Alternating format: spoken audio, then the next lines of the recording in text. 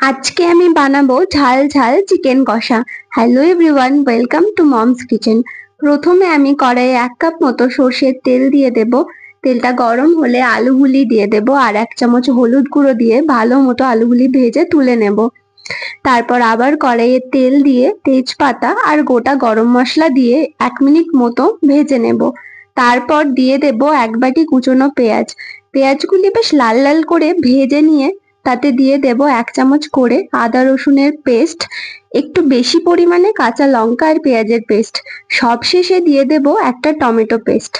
সবকিছু ভালোভাবে নেড়েচেড়ে বেশ 5 মিনিট মতো তেলে ভেজে নেব। তারপর দিয়ে দেব 1 চামচ হলুদ গুঁড়ো, 1 চামচ জিরে গুঁড়ো, 2 চামচ মতো কাশ্মীরি লঙ্কা গুঁড়ো কালারের জন্য, আর সবশেষে দিয়ে দেব পরিমাণ মতো লবণ। দিয়ে ভালো মতো নেড়ে চেড়ে ঢাকা দিয়ে বেশ 20 মিনিট মতো কষিয়ে নেব।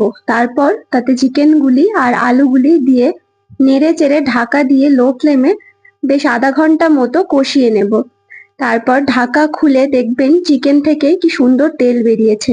এই রান্নাতে আমি জল ব্যবহার করিনি, চিকেন থেকে বেরোনো জলেই চিকেন আর আলু সিদ্ধ হয়ে গেছে। সবশেষে ওপর দিয়ে 1 চামচ চিকেন মশলা আর কাসুরি মেথি ছড়িয়ে দিলেই তৈরি টেস্টি টেস্টি চিকেন।